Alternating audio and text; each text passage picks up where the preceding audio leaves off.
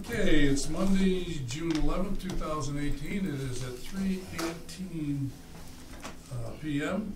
We just included the Augsburg border station, so that's why we are continuing now to this, our regular Augsburg Bridge and Port Authority Board Meeting. I'll call that meeting to order. Wade, do you have any letters and communications to the board? Letters and communications to the board are in the link there in front of you. Nothing requiring action at this time. Okay, thank you for that. Approval of board minutes. Megan, give us some advice on that? Yes, I reviewed them, approved them. They look really good. Mm-hmm. Okay, I need a motion to accept those. So Second. Wait a minute, I'll let you first. She made the motion. Oh, she made the motion. Well, you guys have got to quit, look at each other and say, wink at each other, who's going to go first? All right, Megan made the motion, second by Doug. All in favor? Aye. Okay, good. Presentations, anything we have today, Wade? Nothing this time. Okay, we're in the finance reports, bridge and traffic report.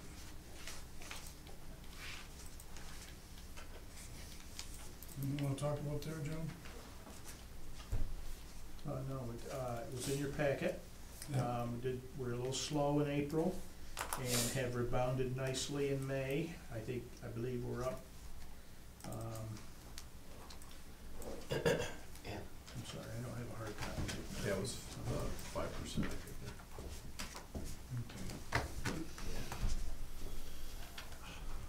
Okay. So you're up 5%? Let me verify that here. It's Make it more. Oh, it is. there we go. Auto crossings 4.55%. The year started April 1. Commercial 4.7 for a total of 4.57% increase over the prior year. That's good. Any comments on that? Jim, what's column M? Column N. I do not know. Taking revenue per crossing. What is it? Revenue per crossing? K10 divided by H10. Revenue divided by total crossings. Okay. Yep. Okay. Thank you.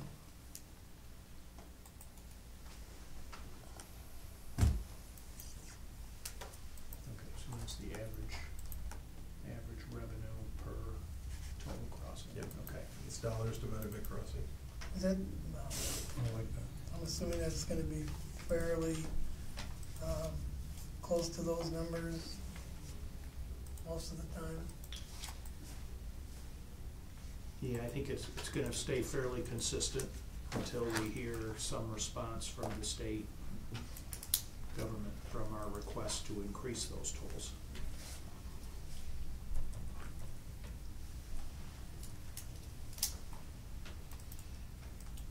Okay, let's, any other questions on the bridge traffic? All right, let's go to airport activity report. Ron, any comments you want to make on that?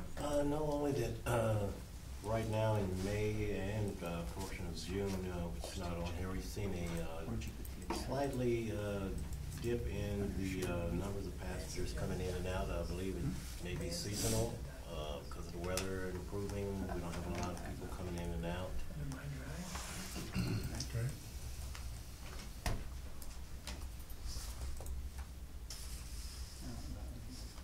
So we're coming up on our 25,000th passenger through the facility this year. Shortly, probably next month, will be our 100,000th since we reopened in 2016. That's a while. So 2 milestones coming our way. Yeah, that's awesome. Hard to believe.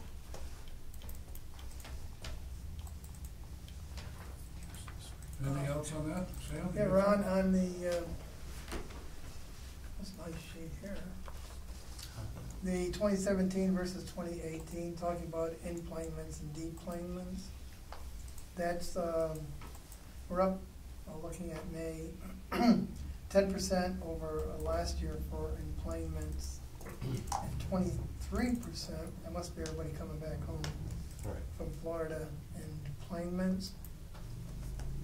So when you do the discussion in that meeting you're going to later this month, I believe, those are the numbers you have showing how we've improved from the first year to the second.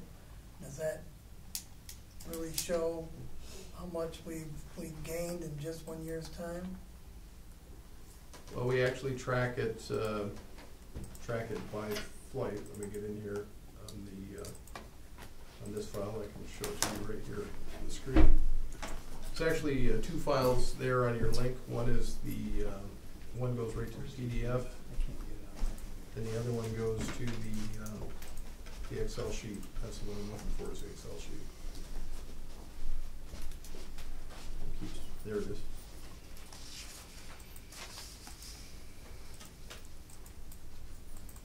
So for competitive reasons, I'm probably not gonna go over the percentages here, but you can see the far left column.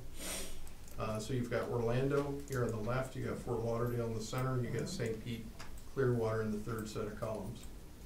So if you want to compare apples to apples, you can look at the load factor associated with Orlando versus the load factor associated with Fort Lauderdale when it was occurring, versus the present load factor at St. Pete. Which appears to be much better than what it was at Fort Lauderdale. Yes. Until very recently, yes, that was true. Okay. Thank you.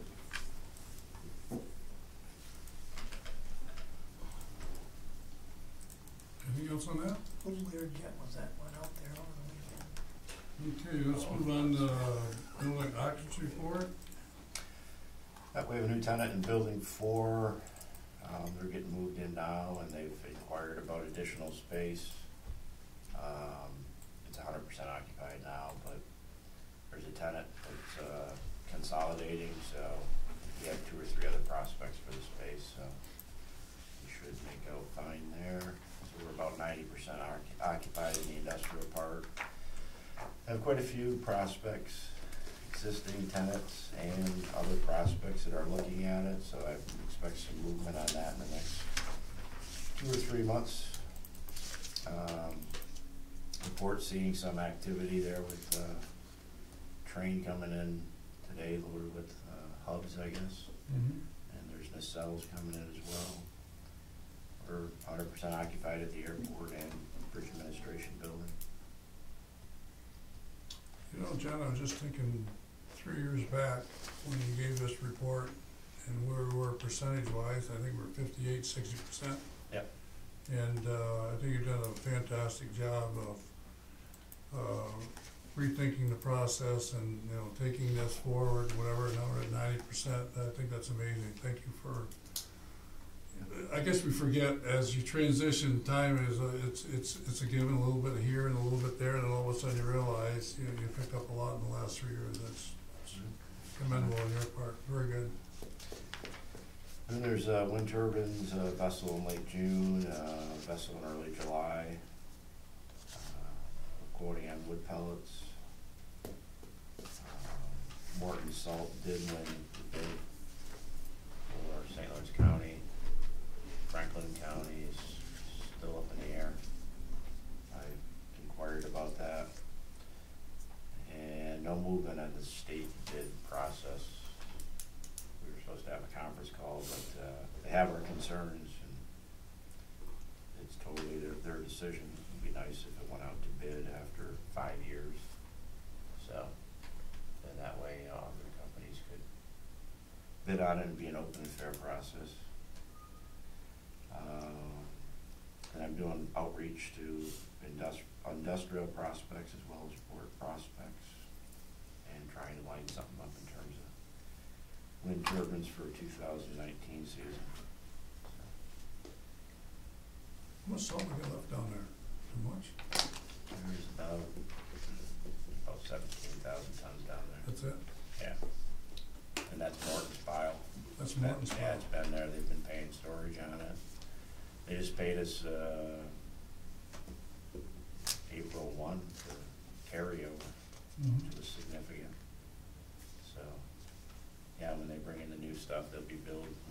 for storage, the way we fixed it up this time, and we'll get more money up front versus as it leaves the facilities. I think the perception is that the Bridge and Port Authority is the seller, but we're the storage people. Yeah, we just handle it, so. Yeah, Transfer and storage. yeah, that's all it is. I think one time we did talk about going into the business, and we thought that how dangerous it could be if you invest in it, and then you take away your storage money and all those type of things, so you can rethink it again if somebody wants to. But,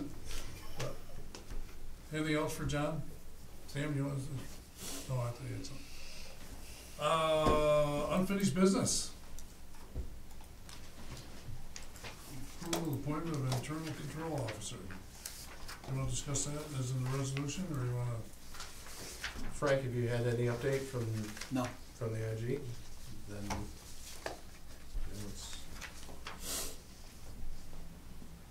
it's your pleasure.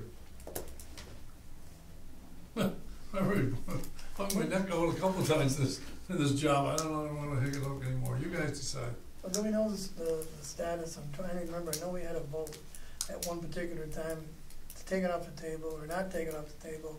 Anne Marie, do you have a? So in the March minutes, it was tabled. In the April minutes, it says Vernon D. Burns moved to remove this item from the table for board discussion. It was seconded by Senator De La Mota. A vote was called, and the motion failed. So it's not even on the table. So it's what? Not even on the table. Well, the motion Failed to discuss to it take it off the failed. table. Yeah. So it stayed on the It's table. still on the table. Oh. Yeah. I see it someplace here. It's on the We table did. here somewhere. Yeah, it was. I thought the motion was to take it, to put it on the table. Frank, you said has been no discussion with the, No response. no response. No at all. response. I mean, I haven't called them on a regular basis, quite frankly, because I don't think they'll take the calls. They've moved on to other things. You guys are in the back mirror. They wreaked havoc and then they went on to wreak havoc someplace else.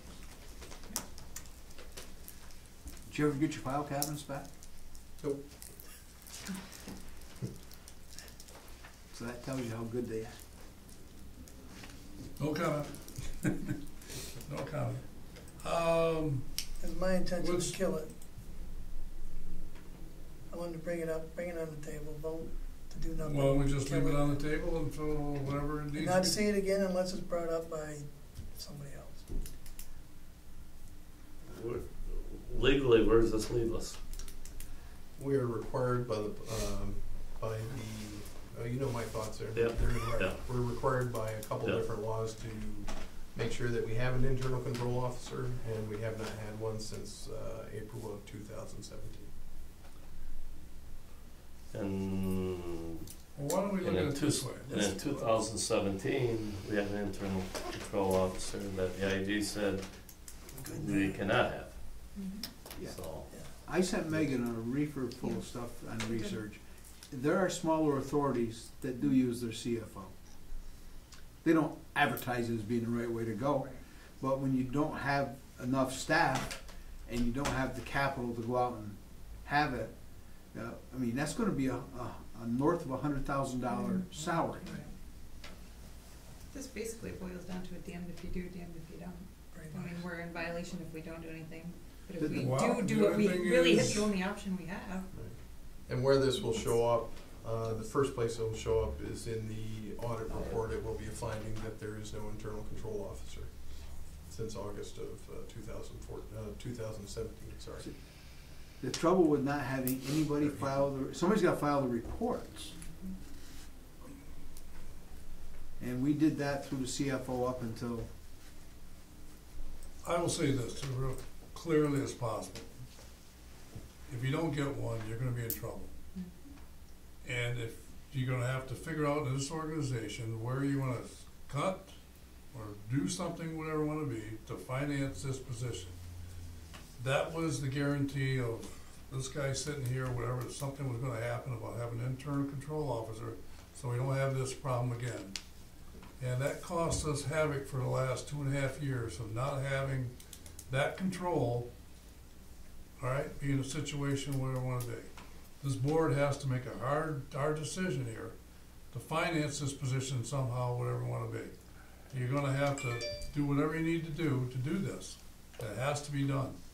It has to be done before you go forward or whatever. It's gonna come back and get you. Pay me now or pay me later. And that's just really what it is. Is it really certifiable for Jim to certify himself? Absolutely not. That's obscene.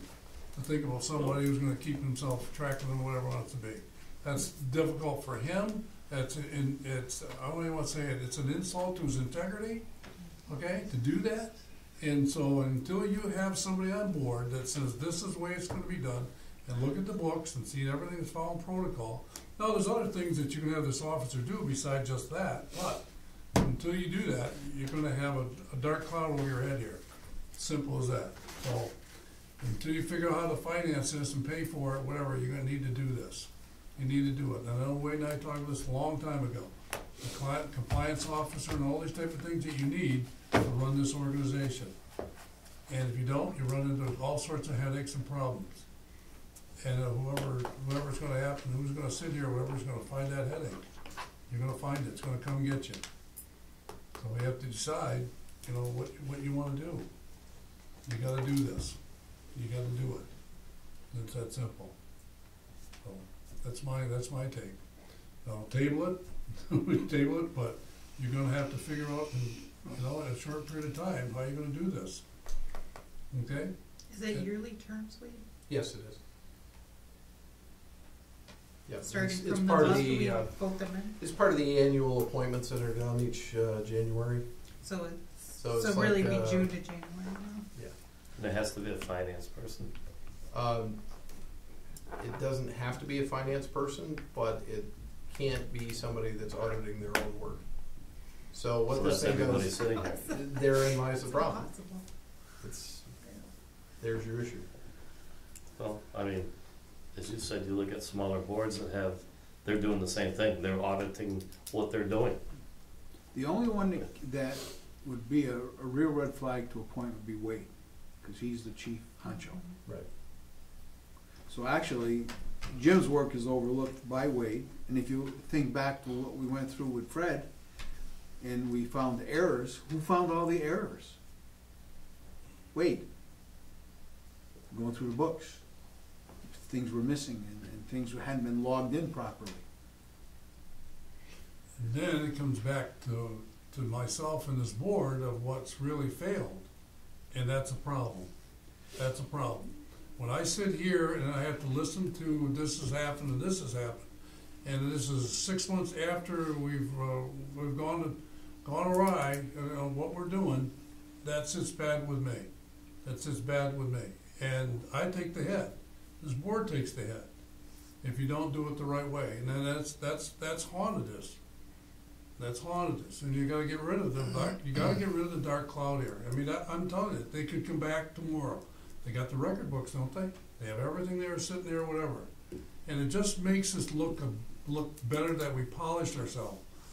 Okay? And that's what we need to do. We need to polish it up. The question up, Sam, I'd love to see it polished up. But how many people are you gonna get rid of? I didn't say get rid of it. I said you gotta figure out how you're gonna do it. You're not paying everybody now. I I mean, can't so help you. you're talking about coming up with more money to pay somebody else. You know what? There's some advocate groups and things that we do here that cost us a lot of money. And I don't say they're not worth their money, but sometimes you're gonna have to bite the bullet, okay, and let some situations go away. You wanna Right. talk about a dark mark on your audit? We have cash flow problems now. I mean, we're gonna add to those to get rid of, basically you get rid of a black cloud on the internal, to get one on your cash flows again. You know, it's a really frustrating position to be in. So it doesn't. Well, it is. It really is. It's frustrating to me that there aren't any other options or resources out there for boards in our position and authorities like us. See, they don't take into consideration your main, until we got going here within the last 6 or 7 years, the only source of income was up here. Airport's always been a loser and it's still losing. It will be hopefully profitable. The port was never a winner. Sure was. not big time, Yeah. In project years, yes. in project years.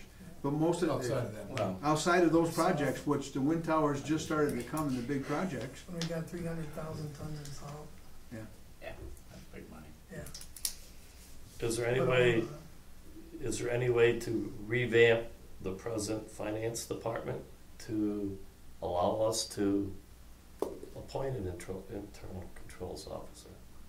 That position can't report to Jim, so it can't be a subordinate to Jim. And he can't be a subordinate to you. So who's he a subordinate to, or who is she gonna be subordinate to? board, Board. the board's got the control. You're the only ones left. And the person that's gonna have to take this position is gonna have to have some background in what the hell they're doing. They just can't be a run-of-the-mill CPA off the street. You need somebody with audit experience. That would be my recommendation. You can find a CPA with audit experience. You start with somebody and they can pick up, they can learn the rest while they're doing it. These little reports that the government loves all the time. But you gotta have somebody that knows how to audit a set of books. And that's an enormous price tag. Over 100, Over, north of 100. over 100. Well, let's ask a fundamental question. Jim, if somebody was going to be this internal control officer, how much contact time, a week, a month, that they would need to do what they need to do? I think if I understand what has gone on, I can't speak for ports and authorities such as we are. I can speak for the hospital business. In smaller rural hospitals, the CFO is the internal control officer. And that is largely in part because directors of operations and airport managers don't know much about accounting, if anything about accounting. So to assign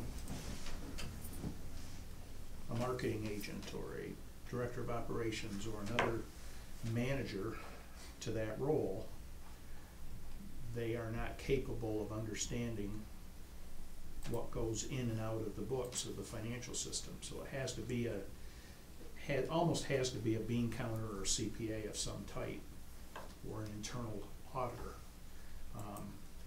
We've never had afforded that luxury in any of the hospitals I've worked at, and so the CFO fills that role. But how much time? Depends on the scope of work. Now, the internal control officer, what they should be doing is they should be testing policies. They should be checking entries against policies. So let me give an example. The border station, for example, the roll-up door that we're talking about, the torsion spring. The internal control officer would look at a procurement policy. The internal control officer would look at what transpired and say, were three vendors contacted? Yep. Were 3 competitive quotes there? Yes. Was it purchased under the policy? Was it purchased under the exclusion of the policy? Yes. They would look at things like the new labor contract that we'll talk about later on in this meeting. Did payroll follow the new labor contract? Are the rates right? It's a check and balance control type thing. Wait, do you think that the internal control officer has to look at every transaction, or can the officer sample transactions? What they do is what they should do is they should work in conjunction with the audit or finance committees. A scope is outlined of these are the areas that we're going to look at within the next couple of months, and then representative testing of those areas. Mm-hmm. So there might be procurement contracts. Again, going back to that example. Yep. So you might test, 5 at the border station. Well, border station doesn't have a lot of activity, so there's only 2. So you might go test some at the airport or look at the port or, those type of things. But that's how the overall plan would be coordinated with the committee, is how that works. Does that answer your question? It does. And I think as far as Sam's question about how many hours are spent, they're full weeks. Because if you look at what we do, we have three different locations. Now, I don't count the border station located, but, and we have contracts and things going on out of each one of them. I think you can say, even though he does sample testing and he does it, and he picks the areas that he discusses, I think it's, unfortunately, is a full-time job. And I don't think it's, first of all, if he's supposed to be independent of everybody in Jim's department, where would he be most useful? In Jim's department. So he can't be in there. So what else would you use him for? He's going to be hopefully a trained CPA. He knows, and if he's an auditor, auditor's been doing this for years. I mean, these books are no different than another set of books. You know, and we're not talking about the major audits we pay for every year. We're talking about the internal type of audits when he takes a particular project and audits the project.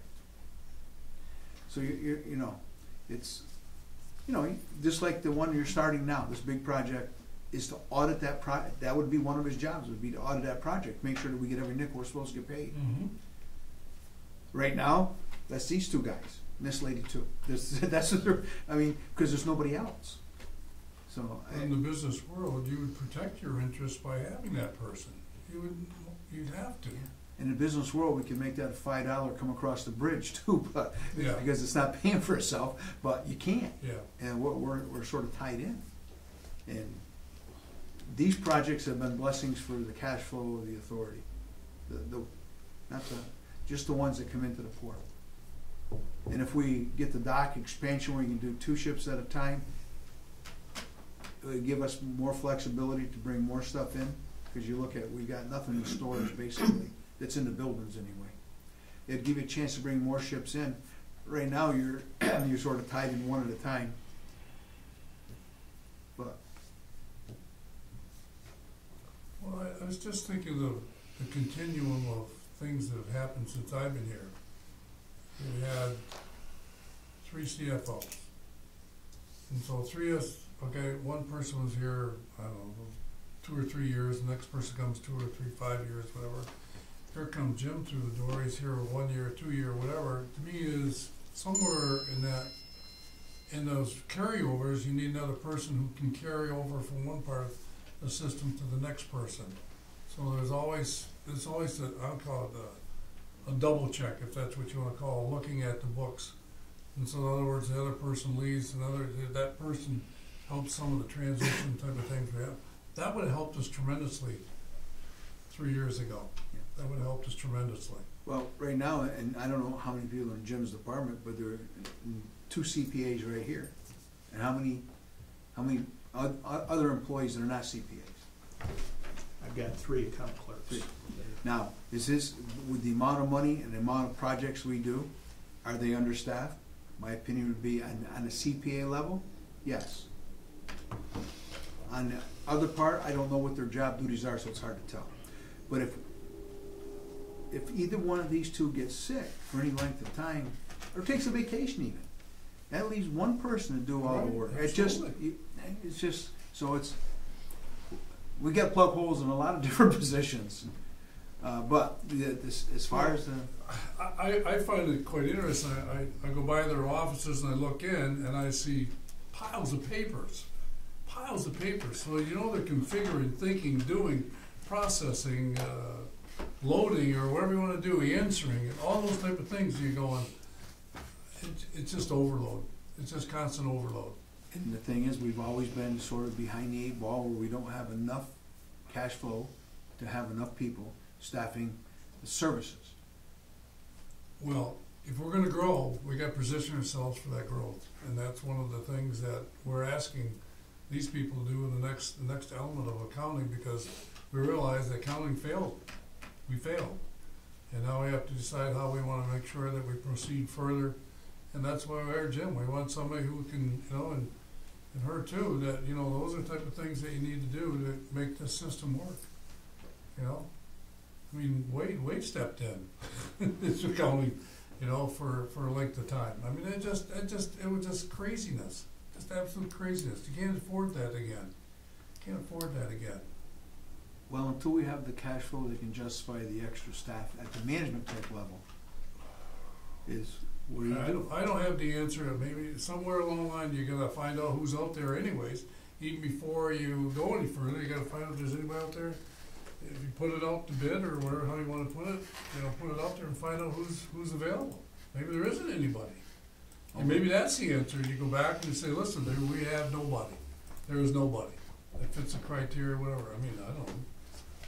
Of course, that'd be, whatever. I mean, you gotta do something. You just can't sit back. I think you just, not to do anything is the wrong answer, but the will of the board. I know what my will is. I don't know if it's helpful, you've all seen the memo in writing on this topic. We have explored other options. We have tried to run various things to ground to no avail. There's always been some kind of block there as to why we can't do it. That doesn't change the fact that we need to do it.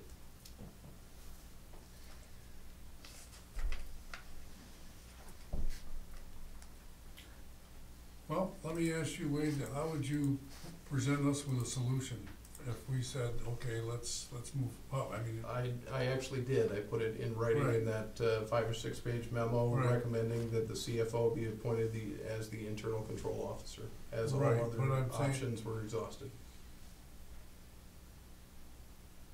what I'm saying to you is, if you're gonna advertise this position, how would you go about it?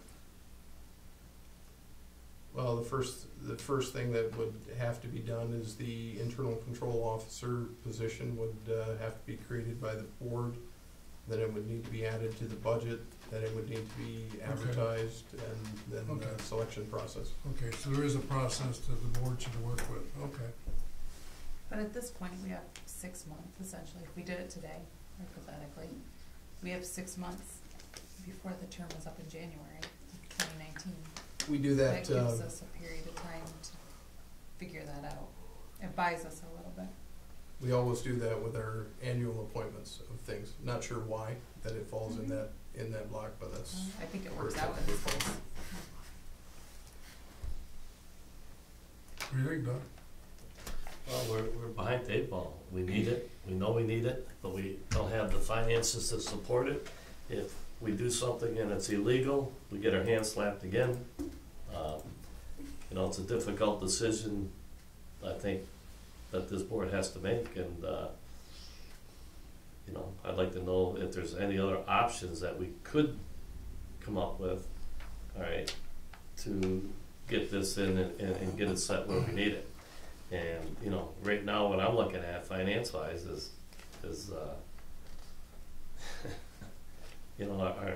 our goal and our mission is to create jobs, and I don't want anybody to lose their job, but I don't know. It comes down to some very difficult decisions if we're going to finance this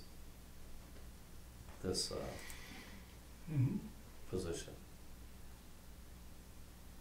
Well, we've restructured numerous times since I've been here, and moved jobs and stuff, so I think it can be done.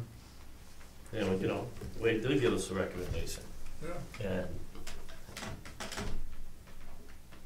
And I think, from myself as a board member, I'm looking at what the IG stood up in this room and said to us. Okay? As you said many, many times, this board's responsible. So if we're responsible, then, okay, we gotta do the right thing.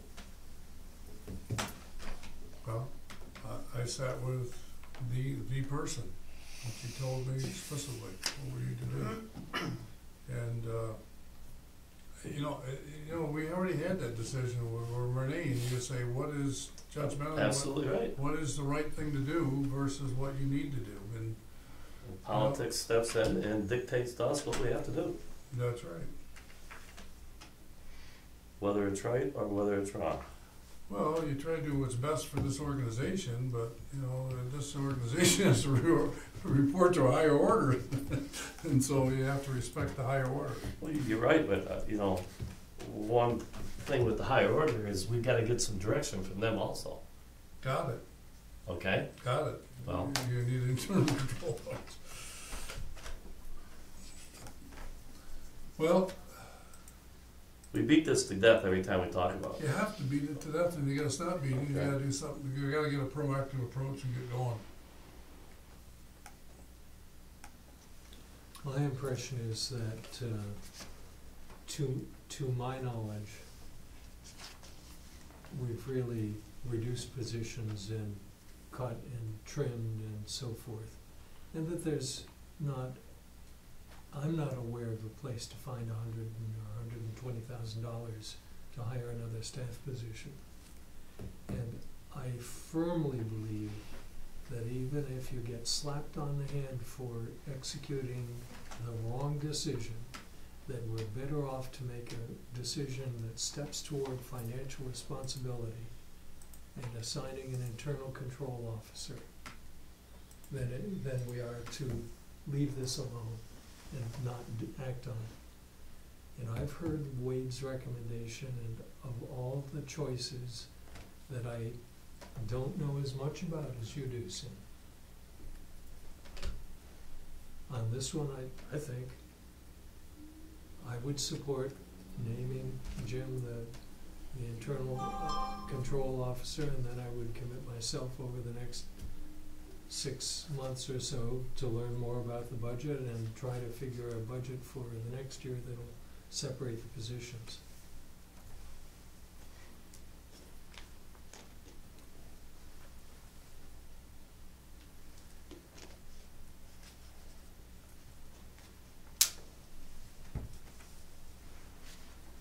Are you putting that in the motion? I'll make a motion that we have Jim be the internal control officer for the balance of the calendar year.